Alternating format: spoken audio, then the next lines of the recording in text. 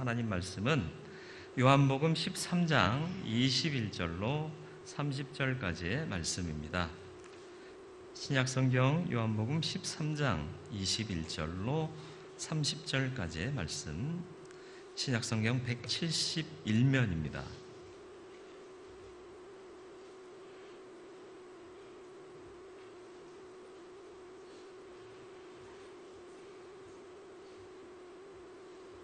말씀 봉독해 드리겠습니다. 예수께서 이 말씀을 하시고 심령이 괴로워 증언하여 이르시되 내가 진실로 진실로 너희에게 이르노니 너희 중 하나가 나를 팔리라 하시니 제자들이 서로 보며 누구에게 대하여 말씀하시는지 의심하더라. 예수의 제자 중 하나 곧 그가 사랑하시는 자가 예수의 품에 의지하여 누웠는지라. 시몬 베드로가 머릿짓을 하여 말하되 말씀하신 자가 누구인지 말하라 하니 그가 예수의 가슴에 그대로 의지하여 말하되 주여 누구니까? 예수께서 대답하시되 내가 떡 한 조각을 적셔다 주는 자가 그니라 하시고 곧 한 조각을 적셔서 가롯 시몬의 아들 유다에게 주시니 조각을 받은 후 곧 사탄이 그 속에 들어간지라. 이에 예수께서 유다에게 이르시되 내가 하는 일을 속히 하라 하시니 이 말씀을 무슨 뜻으로 하셨는지 그 앉은 자 중에 아는 자가 없고 어떤 이들은 유다가 돈꾀를 맡았으므로 명절에 우리가 쓸 물건을 사라 하시는지 혹은 가난한 자들에게 무엇을 주라 하시는 줄로 생각하더라. 유다가 그 조각을 받고 곧 나가니 밤이로라. 아멘. 주님, 오늘도 말씀 앞에 섭니다. 우리에게 말씀하실 때에 귀를 열게 하시고 마음을 열게 하시고 받은 말씀을 우리의 심령 가운데 깊이 새기게 하여 주시어서 말씀이 삶의 지표가 되게 하시며 삶을 주장하는 힘이 되게 하여 주옵소서. 성령께서 운행하시며 우리의 생각을 열어 주옵소서. 예수 그리스도의 이름으로 기도드리옵나이다. 아멘. 하나님의 마음은 여전하십니다. 하나님의 마음을 아십니까? 예, 잘 모르세요? 예수님께서 왜 오셨죠? 그냥 한번 오셨나요? 그 말씀, 그 의도가 뭐냐? 에스겔 33장 11절 말씀을 우리 같이 한번 좀 읽어보겠습니다. 너는 그들에게 말하라. 주 여호와의 말씀이니라. 나의 삶을 두고 맹세하노니 나는 악인이 죽는 것을 기뻐하지 아니하고 악인이 그 길에서 돌이켜 떠나 사는 것을 기뻐하노라. 이스라엘 족속아 돌이키고 돌이키라. 너희 악한 길에서 떠나라. 어찌 죽고자 하느냐 하셨다 하라. 아멘. 하나님의 뜻이 뭐라고요? 악인이 죽어서 다 없어지는 게 하나님의 뜻이 아니라 악인이 돌이켜 회개하고 구원받는 무리 가운데로 돌아오는 것이 하나님의 뜻이다라는 것입니다. 요한복음 3장 16절에도 예수께서 오신 목적을 말씀하고 있습니다. 우리 다 아는 말씀이죠. 같이 읽습니다. 하나님이 세상을 이처럼 사랑하사 독생자를 주셨으니 이는 그를 믿는 자마다 멸망하지 않고 영생을 얻게 하려 하심이라. 아멘. 멸망하지 않고 영생을 얻게 하는 것. 악인이 망하고 죽어버리게 놔두시는 게 아니라 돌이켜 의로운 자가 되게 하는 것. 의인되고 영생을 소유하는 하나님의 자녀 되는 것을 하나님은 원하시는 거예요. 예수의 12제자가 있습니다. 특별한 사람들이에요. 부르심 받고요. 아멘 하고 따랐습니다. 예수가 큰 사업가였습니까? 먹여 먹일 책임과 능력이 있다는 것을 그들이 알고 따랐을까요? 아니요. 아무것도 없이 하나님의 말씀과 그 부르심의 은혜에 감격해서 12제자는 모든 것을 버리고 주님을 따랐습니다. 따랐다면 전적으로 그분께 모든 것을 맡겨야 할 것인데 그러지 못해요. 믿는다면 다 구원을 얻고 영생에 들어가야 할 것인데 그렇지 못해요. 그래서 오늘 주님께서 사실상 이들과 함께하는 마지막 밤이 될 수 있어요. 왜냐하면 내일이면 십자가를 지실 거니까. 주님의 마음은 그래서 좀 부담스럽습니다. 근데 또 안타까운 것 중에 하나는 이 중에 하나가 나를 팔 것이다. 네, 너무 안타깝죠. 그래서 오늘 읽은 21절의 말씀이 어떻게 시작하고 있느냐? 서로 섬기고 서로 사랑하라 권면하시고 또 직접 몸으로 본을 보이시되 세족하시면서 본을 보이시고 교훈하신 후에 21절 예수께서 이 말씀을 하시고 심령이 괴로워 증언하여 이르시되, 심령이 괴로우신 거예요. 제자들이 다 나를 따랐으면 좋겠는데 아닌 자가 있는 거예요. 이 밤이 마지막 밤일 수 있는데 저도 돌이켜 믿는 자가 되고 영생을 얻는 자가 되고 악을 버리고 의로 들어와야 할 것인데 그렇지 못하고 있는 데에 대해서 안타까워하고 계시는 겁니다. 마음이 아프신 거예요. 오늘 주님이 제자들과 함께하는 마지막 밤인데 가룟 유다에 대한 주님의 마음은 아쉽기만 합니다. 가룟 유다는 제자로 나섰습니다. 그렇죠? 결단하고 나선 거예요. 미래가 보장되지 않는 삶의 길에 들어선 거예요. 오직 은혜를, 그의 말씀을, 그의 부르심을 인하여. 그런데 왜 주님을 파는 자가 되었을까? 이걸 좀 생각해 볼 필요가 있습니다. 항상 인생에는 나의 바람과 주님의 바람이 존재합니다. 바램이라는 건 이제 국어 어법상 틀린 표현이고요. 바람이 맞습니다. 근데 이제 바램이라는 표현도 많이 쓰긴 하죠. 근데 나의 바람과 주님의 바람은 같지 않습니다. 어떻게 해야 될까요? 주님의 바람에 나를 맞추는 게 믿음이에요. 합창단이 있어요. 합창을 해요. 누구의 인도를 따라야 할까요? 지휘자 인도를 따라야 돼요. 지휘자는 박자를 천천히 가라고 그랬는데 막 앞서가면 되겠어요? 안 되겠어요? 안 되는 거예요. 목소리가 너무 좋아요. 성량도 풍부해요. 그러니까 내가 하고 마음껏 소리를 질러요. 그러면 합창이 되겠어요? 안 돼요. 잠잠하게 조용하게 가라고 사인을 주면 내가 할 수 있어도 맞춰줘야 되는 거예요. 맞죠? 네. 그러니까 지휘자는 또 인도자는요, 그 멤버들의 특징을 잘 고려해서 이들을 어떻게 하면 조화롭게 이끌 수 있는가를 늘 구상해야 되는 거예요. 예배 인도자도 마찬가지예요. 예배 인도자도요, 빨라도 안 되고 늦어도 안 되고 높아도 안 되고 낮아도 안 되고. 보통 헌신 예배하면 우리는 사회자라는 표현을 많이 쓰는데 사실상은 예배는 인도자라는 표현이 맞습니다. 근데 인도하시는 분이 찬송 322장 시작 하는 분이 있어요.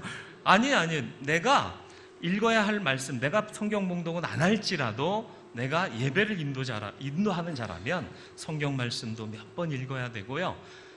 불러야 할 찬송도 미리 연습해 보는 거예요. 그래서 내가 먼저 앞서 나가면 따라올 수 있게. 그게 인도자예요. 그래서 고백하는 거, 사도신경이나 주기도문도 빠르지 않게 늦지도 않게. 그래서 그걸 연습을 계속 잘 하셔야 돼요. 그리고 또 같이 하는 예배자들도 인도자를 따라가야 돼요. 어떤 때 보면 연세 드신 분들이 예배를 인도할 때 보면 찬송이 타령이 될 때가 있어요. 나 같은 어찌하면 좋을까? 답답해 죽겠어요. 내 박자로 가야 되나? 아니요. 인도자 따라가야 돼요. 근데 그래서 인도자의 책임도 실로 막중한 겁니다. 그래서 연습 많이 해야 되고 준비 많이 해야 되는 게 설교자만이 아니라 인도자도 굉장히 그 사명을 중시하고 준비를 많이 해야 돼요. 그리고 모든 것은 인도자에게 맞춘다. 이게 기본입니다. 이걸 잘 맞춰야 되는 거예요. 이제 다시 본문으로 돌아와서요. 내가 주님의 제자로 따라 나섰습니다. 주님이 나에게 맞추셔야 될까요? 내가 주님께 맞춰야 될까요? 나의 바람대로 주님께서 역사하셔야 되나요? 주님의 바람대로 내가 헌신해야 될까요? 알면서 왜 안 내세요? 기도의 내용을 보면 우리가 주께 헌신하겠습니다. 주의 길을 명하소서, 보이소서, 내게 명하신 일 내가 감당하겠나이다. 그런 기도보다는 주여 주시옵소서가 많잖아요. 주시라는 건 뭐죠? 내가 이렇게 계획했으니까 협조하세요. 주세요. 부어주세요. 이런 것 아닙니까? 우리의 신앙의 초점이요, 애시당초 틀린 것은 아닌지 좀 돌아볼 필요가 있겠습니다. 순종이 제사보다 낫다는 것은 두말할 필요가 없는 얘기입니다. 순종이 뭐죠? 나를 버리고 주를 따르는 겁니다. 나를 항상 버리고 주를 따라가겠네. 찬송은 잘해요. 근데 나를 안 버려. 그게 문제인 거라. 가룟 유다가 왜 예수를 팔게 됐을까요? 나를 못 버린 거예요. 예수님은 철저히 나를 버리신 분이잖아요. 늘 새벽 미명에 하시던 대로 기도하신 이유가 뭘까요? 하나님, 오늘 하루를 살아야 할 텐데 하나님의 뜻이 무엇인지 밝히 알고 그 뜻대로 따라 살게 하여 주옵소서. 그렇게 시작한 거예요. 그러니까 새벽 미명에 나가 기도로 하루를 준비하고 주님 뜻대로, 하나님 뜻대로 사신 삶의 모범을 보이신 거죠. 근데 우리는 새벽에 깨어 무엇을 기도하나요? 맨 먼저 자리에 일어나서 무엇을 기도하나요? 내가 하나님의 뜻대로 순종하는 하루 되게 해 주옵소서가 아니라 하나님 이것도 해주시고 저것도 해주시고 이것부터 한다는 거죠. 예수님이 순종하신 종이라는 것은 겟세마네의 기도에서 분명히 보여집니다. 마태복음 26장 39절이 그 겟세마네의 기도의 모습 아닙니까? 조금 나아가사 얼굴을 땅에 대시고. 왜 얼굴을 땅에 댔을까요? 철저히 하나님 뜻에 부복하는 거예요. 엎드린 거예요. 그리고 간절히 간구하는 겁니다. 엎드려 기도하여 이르시되 내 아버지여, 만일 할만하시거든 이 잔을 내게서 지나가게 하옵소서. 이 잔이 뭐예요? 십자가 고난과 죽음이에요. 여러분, 고난당하고 죽을 것이다, 감사하게 받겠습니다, 그럴 사람 어디 있어요? 주님도 성육하셨잖아요. 인간의 옷을 입고 오신 거예요. 슬픔, 아픔, 고통 다 느끼시는 분이에요. 그거 받아들이기 쉽지 않습니다. 그러니까 이 잔을 내게서 지나가게 하여 주옵소서 기도해요. 바람이에요. 근데 결국 기도의 마무리는 어떻게 돼요? 그러나 아버지여, 만일 할만하시거든 이 잔을 내게서 지나가게 하옵소서. 그러나 나의 원대로 마옵시고 아버지의 원대로 하옵소서. 나는 피하고 싶습니다. 그러나 이걸 져야 한다면 지겠습니다. 이게 순종이에요. 이게 나의 바람과 하나님의 바람이 상충될 때 우리가 선택해야 할 길을 보이신 모범이라는 거예요. 주님은 또 제자들에게 당신을 따르는 제자에 대해서 말씀하실 때 이렇게 말씀하십니다. 마태복음 16장 24절이요. 이에 예수께서 제자들에게 이르시되 누구든지 나를 따라오려거든 자기를 부인하고 자기 십자가를 지고 나를 따를 것이니라. 나를 부인하래요. 나를 부인하는 게 뭐예요? 내 생각이 옳을 수 있어요. 내 생각이 더 체계적일 수 있어요. 그럼에도 불구하고 주님 뜻이라면 내가 거기에 맞추겠습니다. 말도 안 되는 것 같지만 그래도 순종하겠습니다. 아니, 정말 주님을 전적으로 신뢰하고 따른다면 말도 안 된다라는 생각 자체가 안 들죠. 마리아에게 천사가 나타나서 수태고지를 해요. 나는 남자를 알지 못합니다. 무슨 얘기예요? 처녀예요. 그런 뜻이에요. 근데 네가 애 갖는다? 처녀가 애를 가지면 그 당시에는 돌로 맞아 죽었다니까요. 아니, 내가 천사를 통해서 수태고지 받고 아이를 가진 거예요. 아무리 떠들어 대봐야 뭐라고 그래요? 사람들은? 자, 그러면서 돌로 칠 거예요. 그런데도 불구하고 하나님의 뜻이라니까 이 여자가 뭐라고 그래요? 주의 계집종이여니 주의 말씀대로 이루어지이다. 어마어마한 겁니다. 난 여자가 아니라서 감사하다고요. 그런 생각이 안 돼요. 오버랩이 안 돼요. 근데 그냥 단순하게 생각했을 때 내가 하기 싫고 내게 위험 요소가 있는데 하라 하시면 나는 과연 할 수 있을까? 쉽지 않습니다. 쉽지 않아요. 많은 신학자들이 유다를, 가로신 유다를 그리옷이라고 표현되죠. 여호수아서에 나오는 그리옷이란 지역 출신의 유다입니다.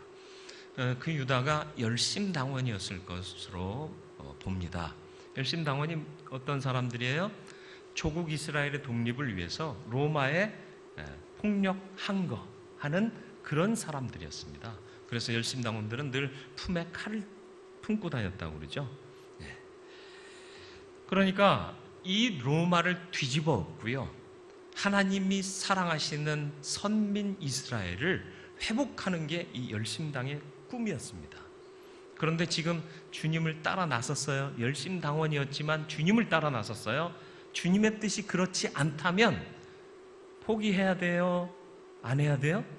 당연히 주님의 뜻이 그런 방법이 아니라면 포기해야 되는 거예요. 칼을 내려놔야 되는 거예요. 그런데 유다는 여기에서 실패하는 거예요. 나를 부인하지 못한 채로 주님을 따르고 있으니까 제자 무리 가운데 있었을지라도 제자가 되지는 못했더라라는 것입니다. 저와 여러분들은 제자입니까? 저와 여러분은 제자입니까? 나를 부인하고 계십니까? 내 생각이 아직도 옳다고 생각하십니까? 주님이 아니라 하시면 네, 내 생각 버리겠습니다. 버릴 줄 알아야 되는 겁니다. 유다는요, 열심당원이 아니었을지라도요, 신망이 높은 사람이었어요. 왜요? 돈꾀를 쥐었잖아요. 돈은 누구한테 맡겨요? 여러분, 돈 누구한테 맡겨요? 애들 세뱃돈 받으면 누구한테 맡기죠? 애들은 속고 있는 거예요. 엄마 아빠 다 써요. 근데 우리 애들은 저를 믿어요. 맡긴 것보다 더 많이 주거든요. 아니면 말고. 믿을 만한 사람이 돈계를 맡아야 되는 거예요. 그리고요, 돈 계산도 똘똘해야 해요. 저 같은 사람은 빵꾸 많이 나요. 작년이 제일 힘들었어요. 작년에 광진구 기독교연합회 제가 재작년이었군요. 벌써 시간이 이렇게 됐네. 재작년에 회개했거든요. 그래서 주님 앞에 회개 많이 했습니다. 머리가 좋아야 돼요. 신망이 있어야 돼요. 그래서 그 적임자로 유다에게 돈계가 맡겨진 거예요. 그렇게 신망 받고 내가 지혜롭고 똘똘하다는 걸 인정받았으면 그 인정하신 분한테 충성해야 될 것인데 그걸 못한 게 바로 유다였다라는 것입니다. 그리고 무엇보다도 이 사람이 물질을 가지고 셈을 하다 보니까 너무 셈에 확실한 사람이 된 거예요. 셈이 확실해지다 보면 물질에 대한 집착도 강해질 수 있습니다. 자수성가하신 분들 물질에 대한 집착이 강한 거 아세요? 아버지 덕에 잘 사는 애들이요, 물질 가치에 대해서 별로 개념이 없어요. 그러니까 자식들이 물질에 대한 개념이 없다 그러면 이 녀석들이 쓴맛을 못 봐서 그렇구나, 이렇게 이해하시면 돼요. 그리고 물질의 가치에 대한 개념이 빠삭하다, 이놈 자수성가했구나, 이럽니다. 그걸 극복해야 되는 거예요. 그리고 세상에 집착할 게 아니라 하늘에 집착해야 되는 건데 이걸 못한 거예요. 예수님께서 말씀하십니다. 마태복음 6장 20절이요. 오직 너희를 위하여 보물을 하늘에 쌓아두라. 거기는 좀이나 동록이 해하지 못하며 도둑이 구멍을 뚫지도 못하고 도둑질도 못하느니라. 헌금 많이 하라, 그 개념이 아니라요, 하나님이 물질을 주신 것은 선용하라고 주신 거예요. 근데 사람들은 쌓아두는 것으로 만족하고 즐거워해요. 그러지 말라는 거예요. 우리나라의 화폐를 돈이라고 하는 이유가 뭔 줄 아세요? 돌고 돌아야 하기 때문에 돈인 거예요. 그 돌고 돌아야 하는 것을 내가 쥐고 있으니까 내가 도는 거예요. 돈 때문에 돈 사람들 많잖아요. 그게 정상입니까? 아니잖아요. 돌아버린 사람 아니에요. 가치가 그들에게는 없어요.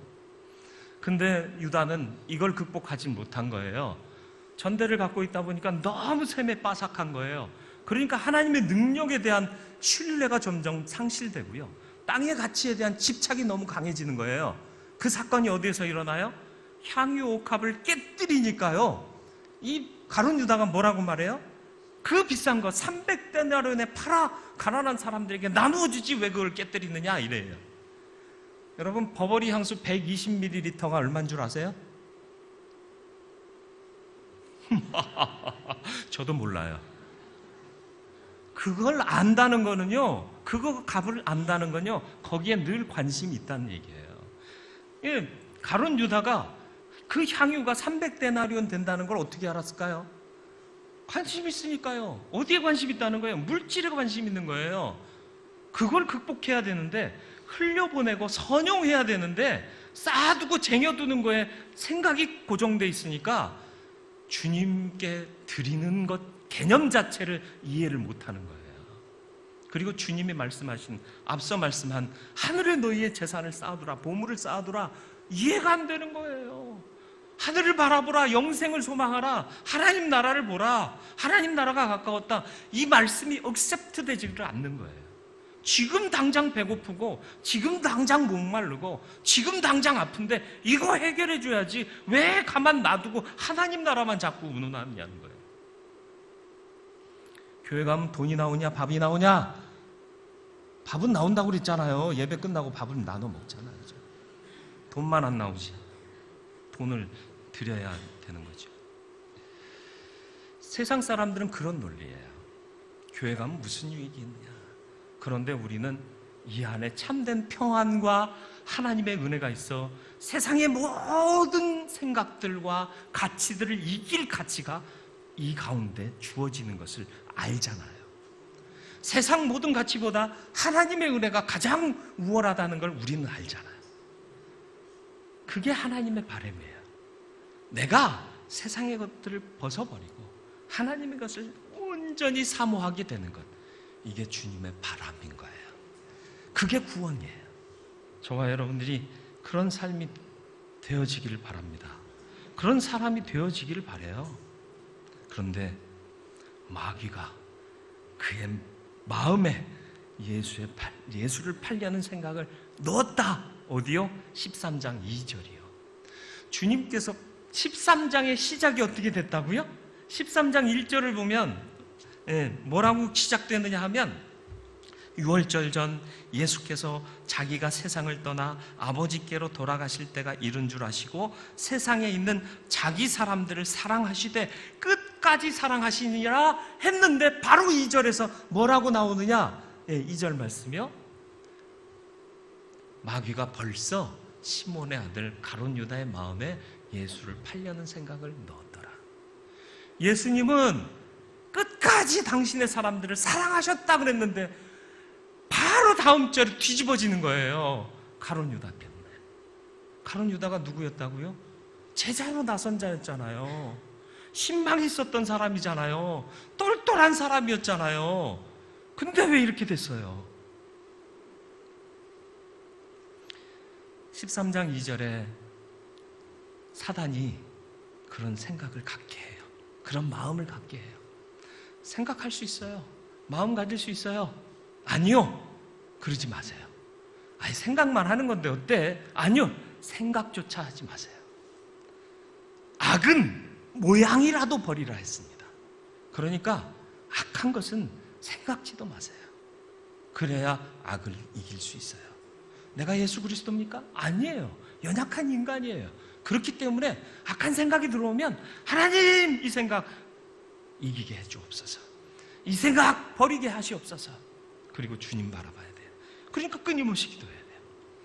가인이 왜 아벨을 쳐 죽인 줄 아십니까? 창세기 4장 6절로 7절 말씀이요. 여호와께서 가인에게 이르시되 내가 분하여 함은 어찌 됨이냐? 안색이 변함은 어찌 됨이냐? 내가 선을 행하면 어찌 낯을 들지 못하겠느냐? 하나님께 제사를 드렸는데 아벨의 것은 흠양하시고 가인의 것은 받지 않으셨단 말이에요. 그러니까 얘가 기분 나쁜 거예요. 얼굴에 표시가 나는 거예요. 그런데 하나님이 그를 책망하시는데 뭐라고 책망하시느냐? 내가 선을 행하였다면 어찌 낯을 들지 못하느냐? 또 바른 마음으로 제사하지 않았잖아.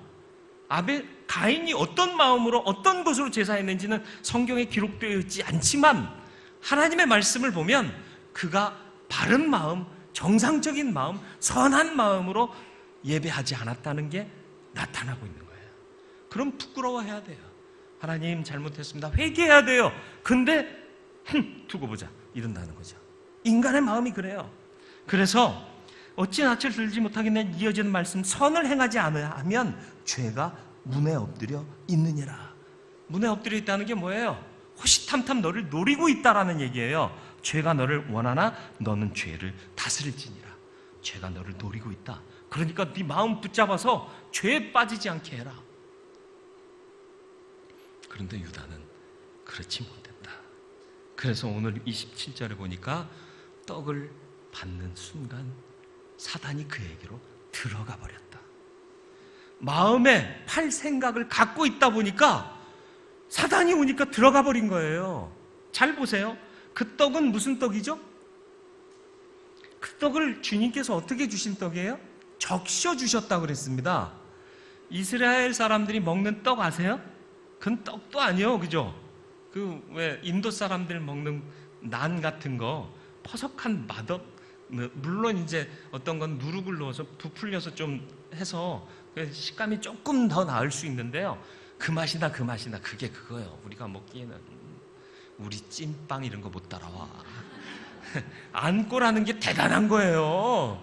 걔네들은 안꼬라는 개념이 없어. 그러니까 맛대가리라고 할 뻔했는데 맛없는 그거를 어떻게 먹어? 그러니까 퍽퍽하기도 하고.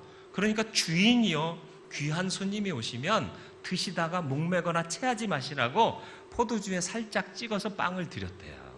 그걸 받아 먹으면 이분이 나를 존중하는구나, 사랑하는구나, 그 마음을 받는 거예요. 때로는 포도주를 찍어주거나 아니면 맛없으니까 꿀을 찍어주거나 해서 줬다는 거죠.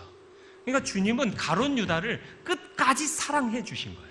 자, 이 떡 먹어라 하고 적셔 주셨어요.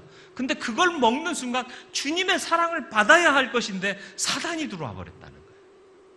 13장 1절과 2절의 그 반전과 비슷한 상황이 여기서도 여전히 벌어지고 있는 거예요. 왜? 생각을 버리지 못했기 때문에.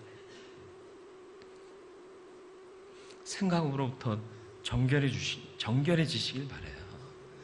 이 정도는 괜찮아. 아니, 그러지 마세요. 예배에 나올 때 되도록이면 여러분이 가지고 있는 옷 중에서 좋은 옷을 입고 나오세요. 누구에게 보이려고? 김 집사한테? 아니요. 목사님한테? 아니요.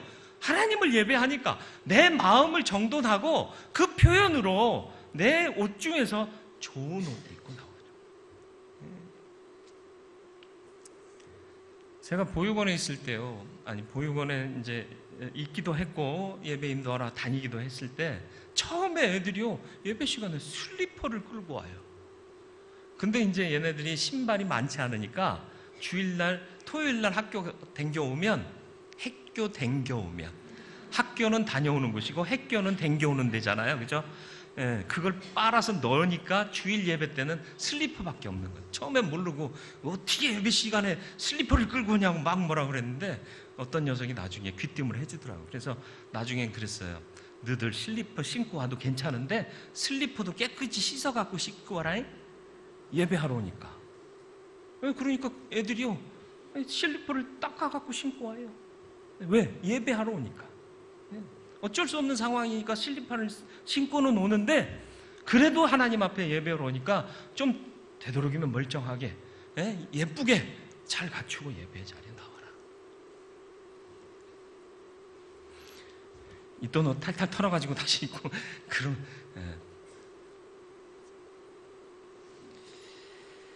누구나 사단에게 유혹받을 수 있어요.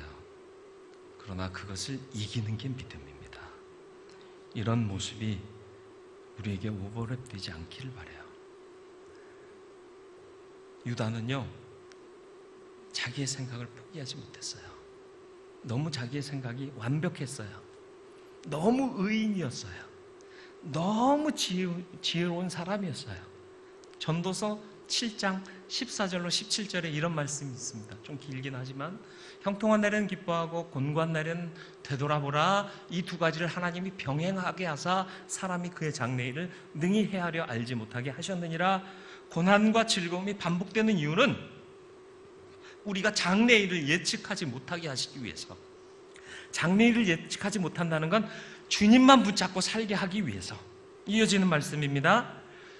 내 허무한 날을 사는 동안 내가 그 모든 일을 살펴보았더니 자기의 의로움에도 불구하고 멸망하는 의인이 있고 자기의 악행에도 불구하고 장수하는 악인이 있더라.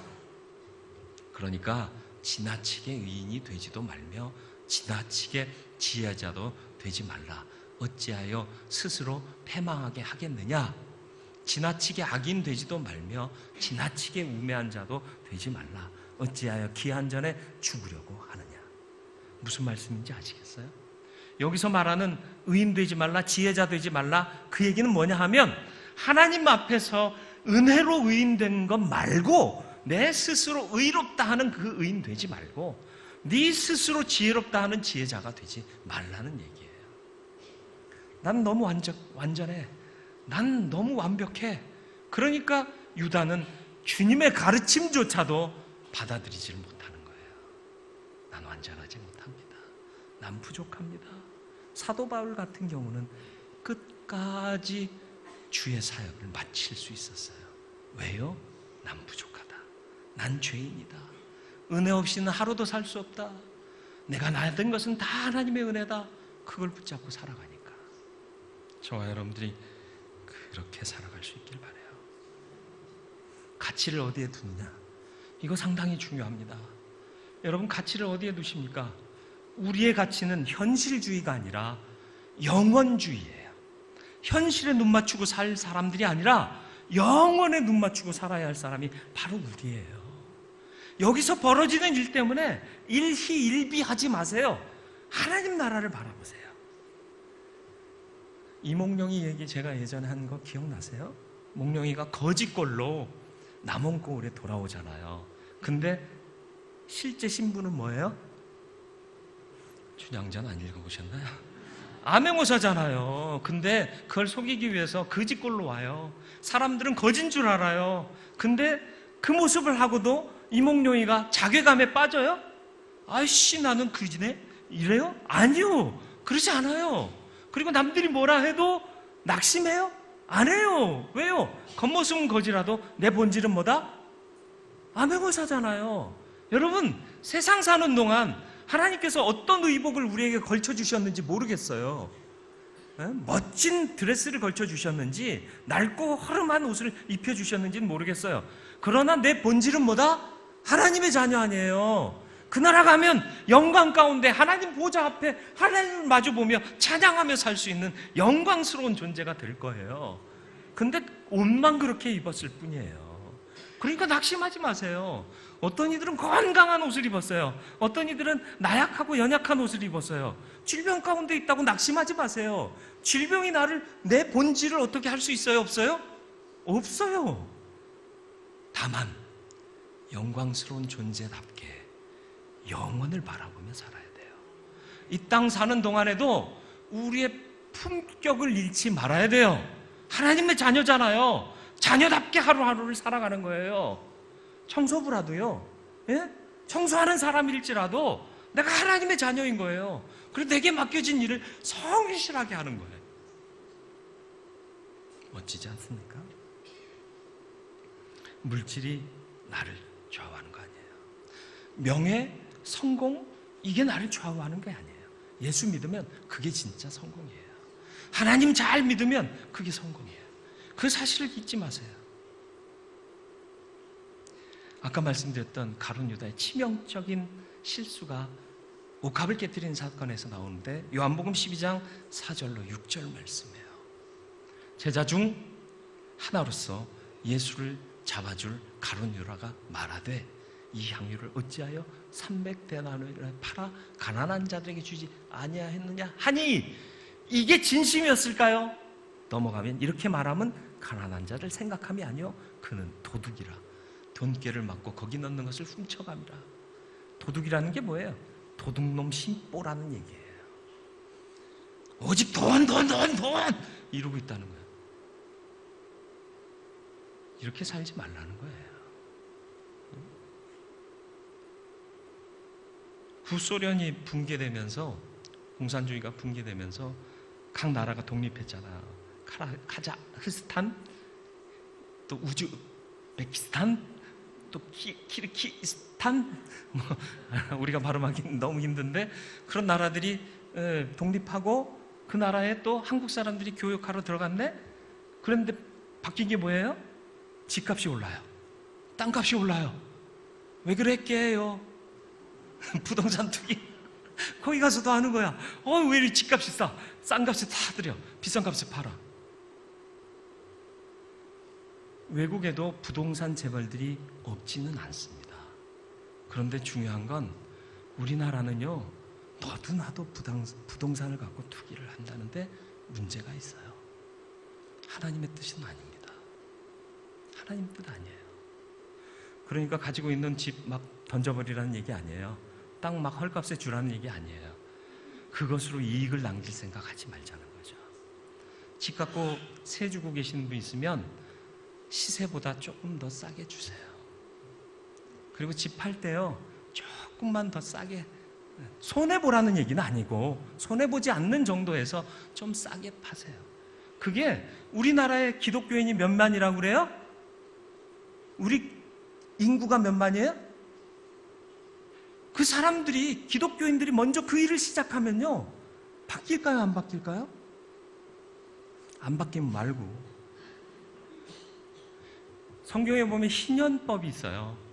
이 땅은 그 누구의 소유도 되어서는 안 되는 거예요. 하나님의 소유예요. 그러니까 소유했다가도요, 50년째 되면 다시 원 받았던 사람에게 돌려줘요. 이게 하나님의 정의입니다. 왜요? 땅과 건물은요, 사람이 생존해야 될 조건 중에 하나이기 때문에 그거 갖고 돈놀이 하지 말라는 거예요. 이게 하나님의 정의인 거예요. 김장훈 씨라고 가수 아세요? 잘 나갈 때는요, 진짜 인기 높았습니다. 돈도 많이 벌었을 거예요. 근데 그 사람이 지금도 새 집 살아요. 새 살아요. 김연아 선수 있죠? 예, 이제는 선수 아니지. 예.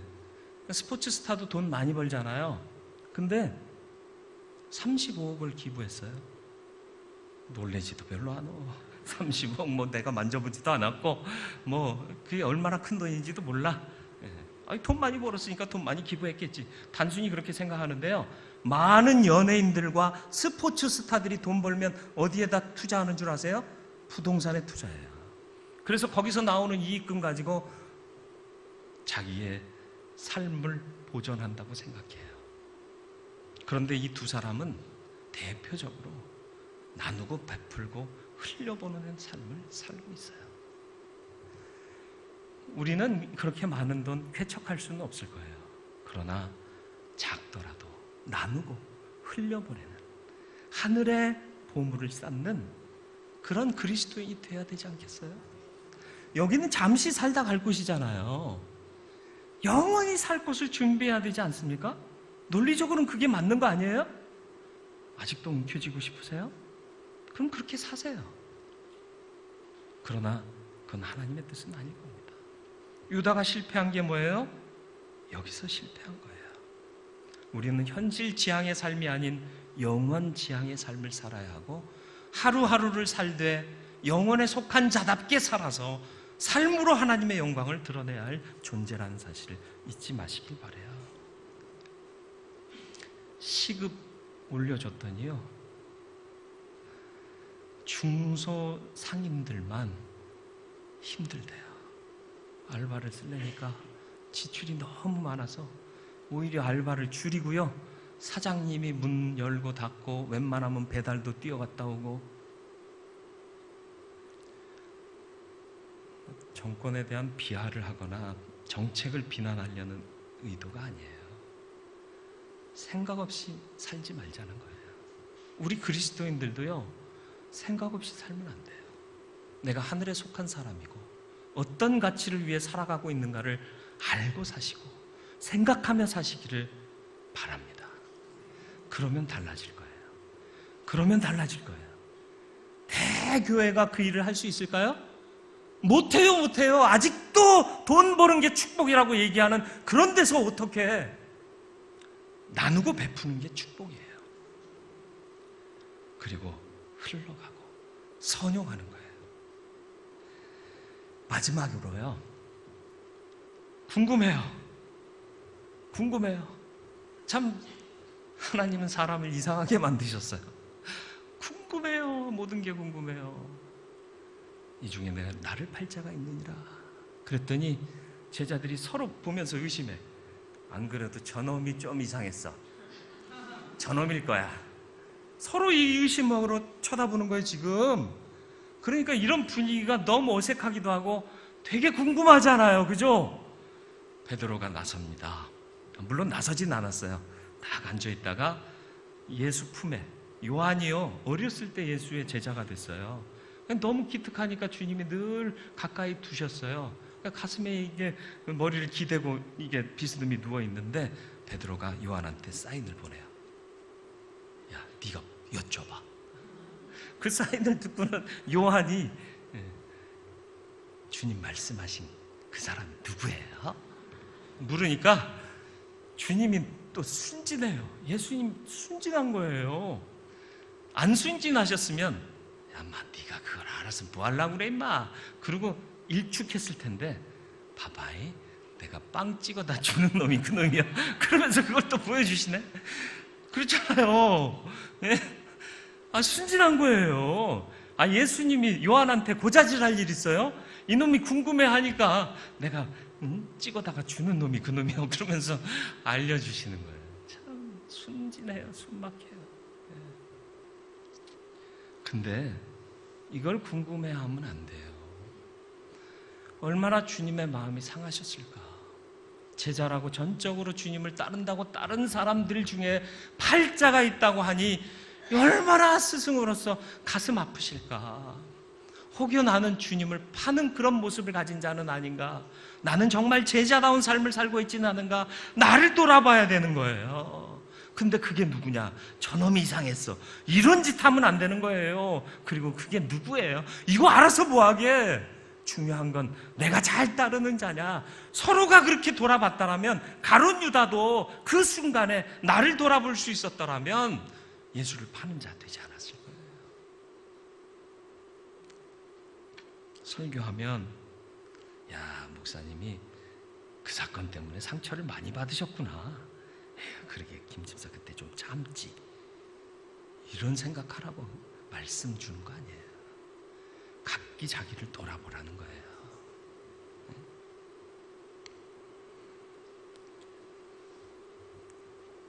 유다와 오버랩 되지 마시기 바랍니다. 이때 베드로와 제자들의 모습에 나의 모습이 오버랩 되지 않기를 바랍니다. 나의 바람과 주님의 바람 있습니다. 우리는 주님의 뜻을 따르기 위해서 믿는 자의 반열에 선 사람임을 잊지 마시길 바랍니다. 그게 우리의 정체입니다. 너 누구냐? 예수 믿는 사람이다. 천국 향해 가는 사람이다. 영생 소망하는 사람이다. 정체성 잃지 마세요. 주님 뜻이면 다 됩니다. 난 주님 뜻을 위해 헌신하겠습니다. 이 바람으로 사시길 바라요. 여러분의 가치를 어디에 두고 계십니까? 우리는 현실주의자 아닙니다. 영원을 소망하는 사람들이에요. 현실도 영원을 소망하는 자답게 신실하게 사는 거예요. 그게 크리스천이티예요. 그걸 통해서 세상이 우리를 두려워하는 거예요. 아, 저들은 서로 가진 것을 통용하고 가난한 자들에게 베풀고 흘러가게 하는 삶을 사는구나. 하나님이 주신 바로 믿고 선용하는 삶을 사는구나. 이게 우리의 정체성이에요. 우리의 가치를 여기에 둘 수 있길 바랍니다. 도대체 뭘 궁금해 하십니까? 누굴까? 아니요. 나만 아니면 되나? 아니에요. 나의 궁금증은 나는 과연 잘 따르고 있는가?